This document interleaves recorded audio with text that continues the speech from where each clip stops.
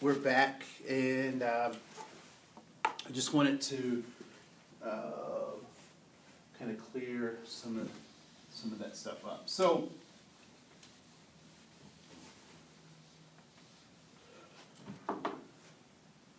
being human and humanity is extremely important. There's some other pieces that I kind of want to add to this as we kind of talk about some of the cultural universality of the human experience, right? So as we kind of deal with that stuff, I want to add that we're always human, and that our humanity cannot be divided. We cannot be a divided creature as it pertains to our humanity. So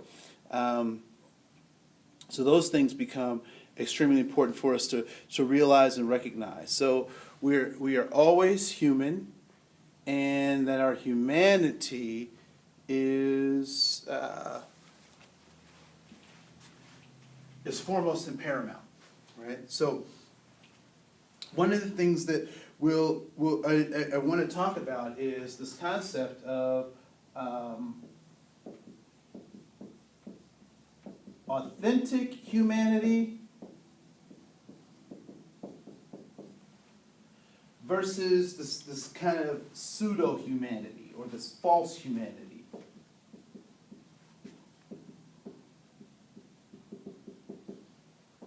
And then we'll start to get into some of the things that Alfred Adler talks about in terms of humanity.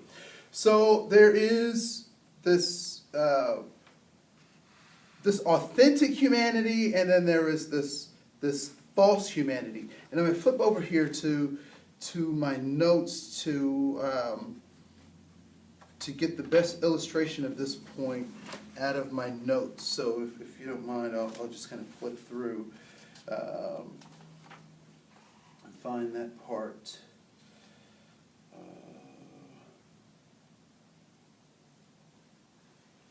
And then we'll talk about. I want to come back to this concept of the void, right? So the free market capitalism said that they can answer that void, but we'll come back to that in just a second. So authentic humanity. It's summed up in these particular points of view, these ways of thinking about how we're human. So first of all, we are always human. So no matter how we get treated, rather if we get treated well or we get treated negatively, whether the systems that we're engaging in want to identify us or not as being human, regardless of how those systems try to interact with us, it is a truism that we are always human. So authentic humanity starts with the fact that we have to understand that we're always human. And so as a human, there are certain inalienable rights, right? Inalienable rights. Those rights that cannot be separated from my humanity. And among those are life, liberty, and the pursuit of happiness. And so we'll talk about some of those concepts as well. And so human is our natural state, right? So what does it mean to be human? Human beings are a soul, they're a body, and they're a spirit. And the yearning of that soul, that body, that spirit is constant. We're yearning for freedom. We're yearning for liberation. We're yearning for connection. We're yearning to produce the purpose for our existence. Those are the things that we constantly yearn for as humanity. And so humanity is our natural state. So it's natural to be human. That is the place, the way that we have been born. That is our natural existence. And so what that means in that natural existence, it means that we're born to seek relation, to be relational. Right? We're born to be relational. We're born to have and meet our basic needs, right? So Abraham Maslow talked about that: air, water, food, shelter, these basic needs. So we're natural, and our rights cannot be separated. The rights for these two things cannot be separated, right? They cannot be taken away from us. However, they should not be taken away from us because of our human status, right? So it is our right to have those things. Even if there are systems that are trying to take those things away from us, they are still our rights. Number three is that social institutions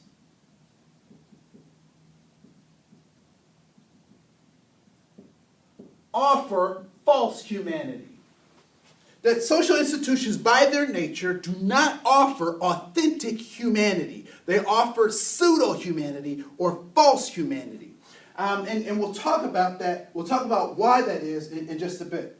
Number four, when we start talking about authentic humanity, I want you to keep these things in mind, that we're always human, that humanity is a natural state. It is natural for us to be relational, to have and get our basic needs met. That is our human nature, and that our rights can't be separated from our humanity, or they should not be separated from our humanity. And that social institutions, by their nature, offer a false humanity. Number four, race, gender, and class distinctions are membership status, which also support this false reality. And so race,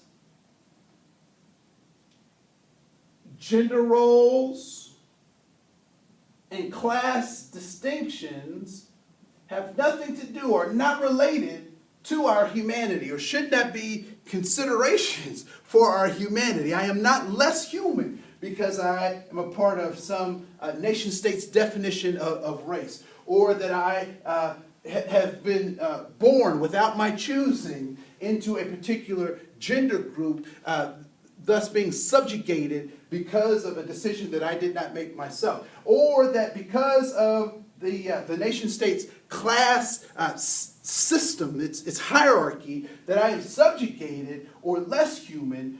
So there is no relationship between race, gender roles, and class to my humanity. There's no relationship. There's no ratio. I am always, number one, always human. Number five, that choices are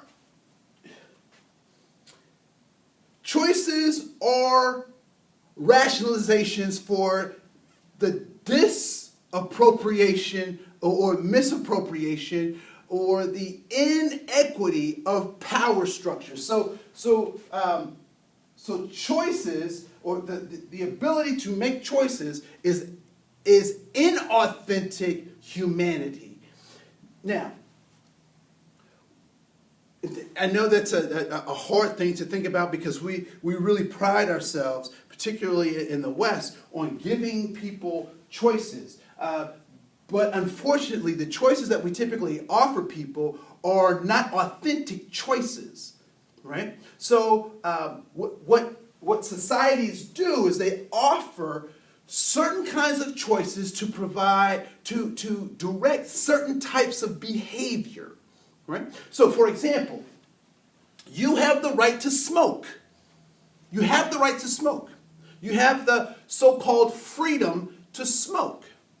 There are stores where you can buy cigarettes. There are places that you can buy tobacco, and you can buy the papers to roll up your cigarettes. You have the choice to smoke. However, to exercise that choice, the society has set up something that is a deterrent to you smoking, which is what? High prices, right? So to exercise your choice, given this political environment, given this this economic system that we're engaged in, the choice is yours. But the society has set a false choice, because what they want you to do is to not smoke, but they give you the choice to smoke, given certain stipulations and parameters. And so so the idea of choices is false humanity. Because systems, governmental systems, societal institutions give this false choice, right? So choice. So if we're not having choice, what is authentic humanity? Authentic humanity is understanding the relationship between cause and effect. So because I do this, there are some impacts to my behavior. So it's not so much about my choices, it's about the cause and effect of what I'm doing. So if I do this, so authentic humanity is not trying to drive people to make choices, but having the understanding that there is some impact of your behavior on you and those people around you. That is authentic humanity.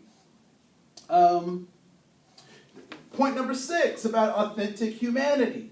That dehumanization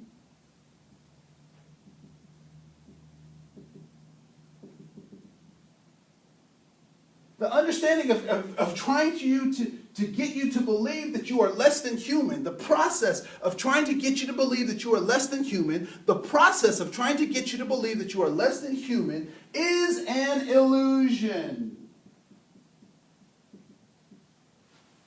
It is an illusion. When you buy into this concept that you are less than human, it is an illusion. When you say that you are a particular race, it is an illusion. When you say that you're a particular economic class, that you have a certain amount of status, all of those things are illusion because at the end of the day, you are only human, right?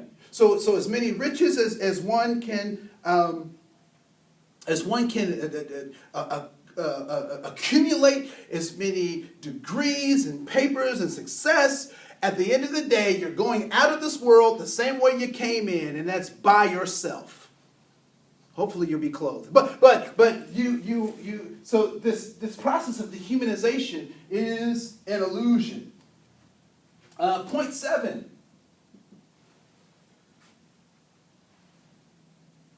And so if I succumb to this dehumanization illusion, the only way that I am not human is if I lay down my humanity.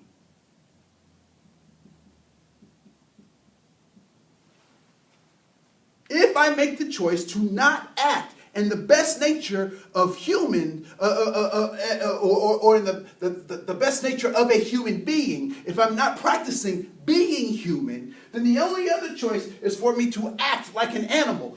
But to act like an animal, I must lay down my humanity. I must lay it down.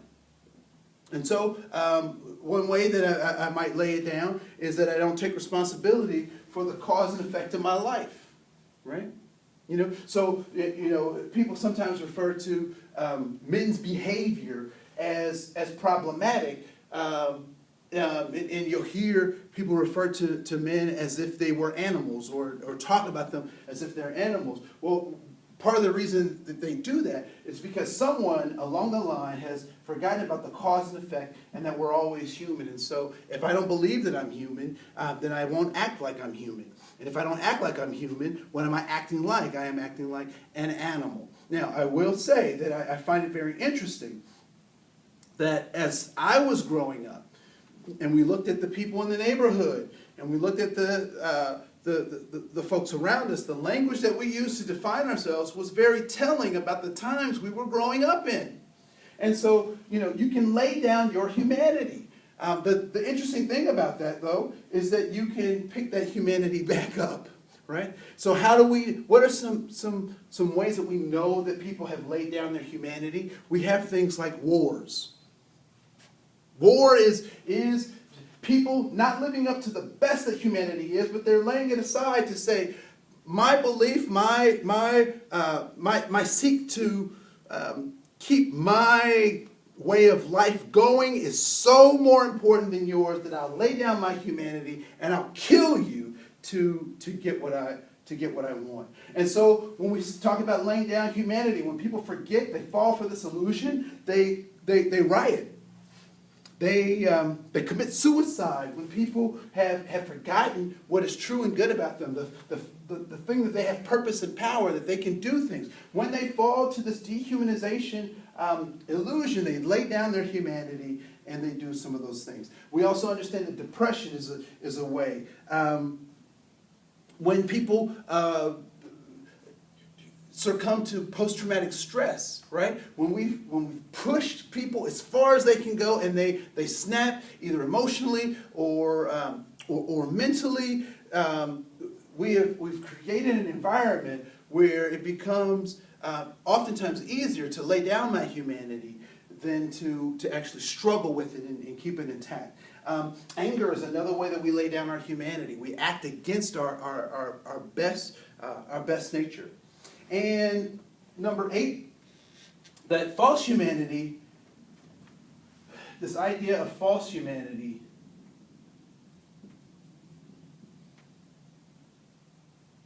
is an attempt to dehumanize. So false humanity is an attempt to dehumanize.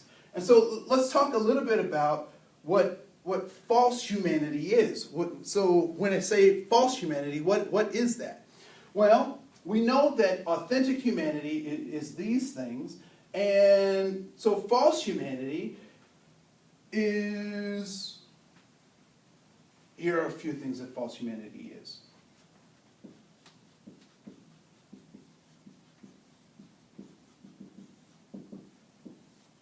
False humanity is membership. So when a nation state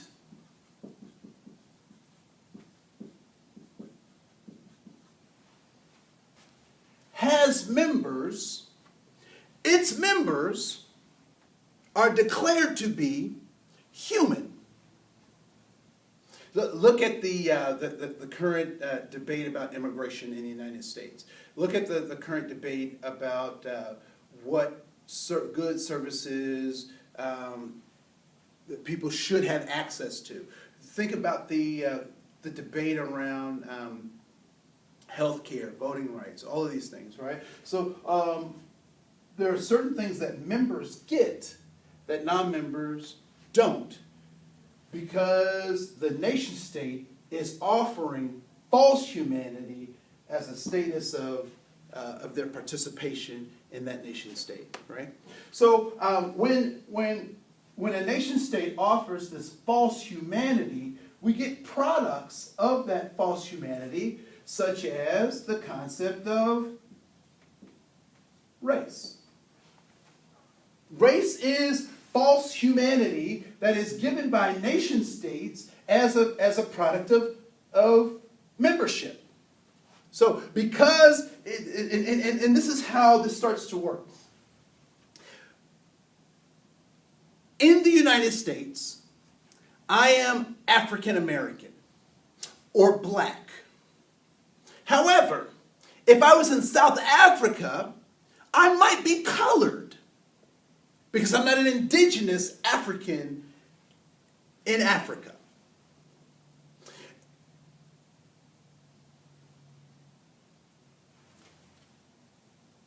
What we've come to understand about race is that it is a political construct designed to organize people in a particular kind of way. And so if race was biological, if race was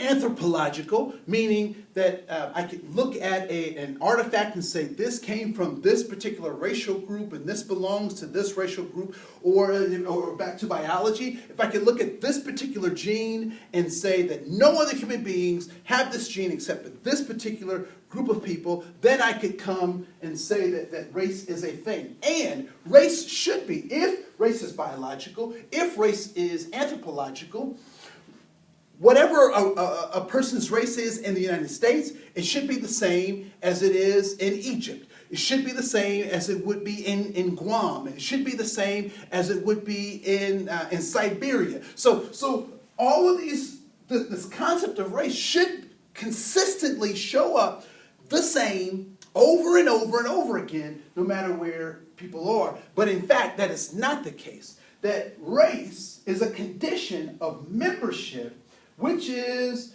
the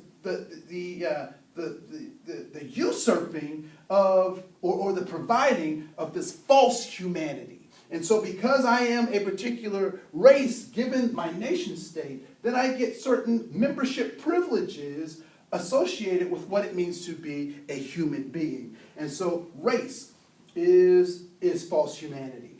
Also, what else supports false humanity? This concept of freedom. Freedom, it supports the idea of false humanity, right? And freedom is very much related to this idea of choices. Freedom is conditioned upon the membership of a nation state. So because I am a member of a particular nation state, I am allotted certain freedoms. And when I do something that is an infraction on that nation state, they will take away my freedoms. So freedom, the concept of freedom, is a false humanity because it is based on membership to a nation state. And so nation states do not define what it means to be human, because I was born human. And so instead of freedom, what should we be looking for? We should be looking for liberty. Now, what's the difference between freedom and liberty? Freedom says that if I don't follow the rules of the nation state, if I don't do what the nation state says, they will take my freedoms away. Liberty says, regardless of my membership in the nation state, regardless of, all of these other confines that the nation state says that I have to be subservient under or work within, the parameters, I am still human. One of the things that really puzzles folks is that, and I've heard this from a dear friend of mine in terms of the incarceration of Native Americans, and why being incarcerated does not seem to be a deterrent for many Native Americans or for Native Americans that my friend was referring to.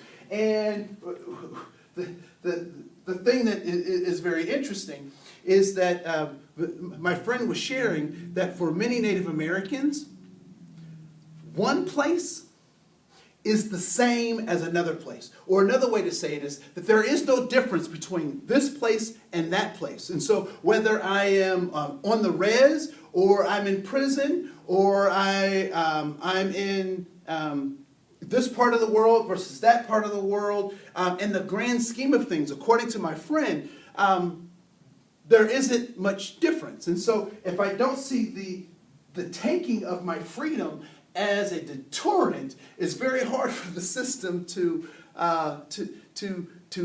control me or to monitor my behavior. And so what happens is that oftentimes Native Americans sometimes don't even recognize it, that they have a liberty that other people don't have, right?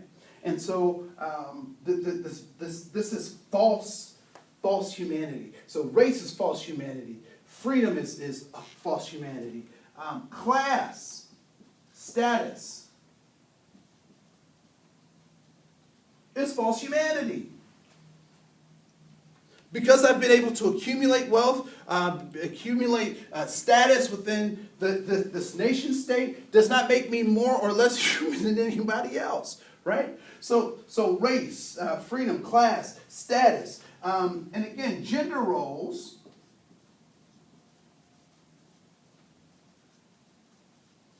that are assigned by the nation state, these are all things that support false humanity, pseudo-humanity. And when I believe that these things are the things that make me human, then I fall to the dehumanization. I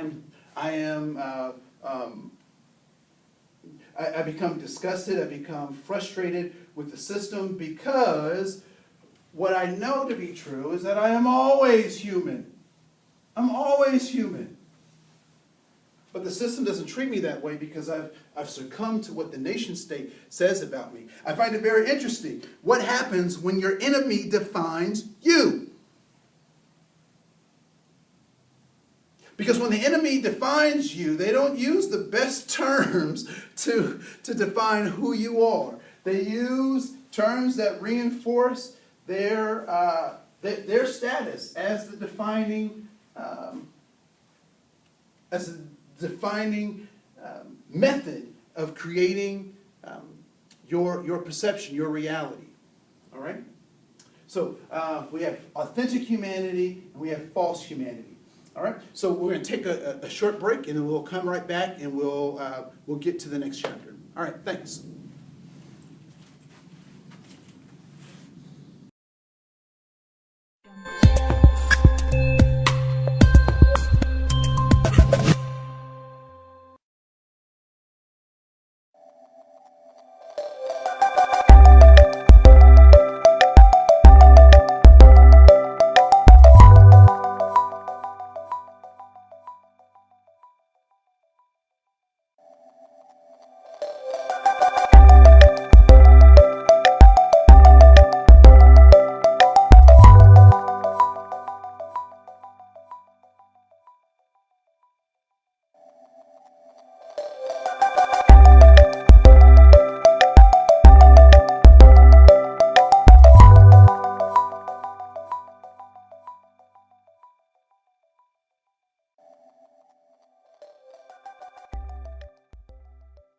I just want to say thank you for joining us here at AM Horizons Training Group.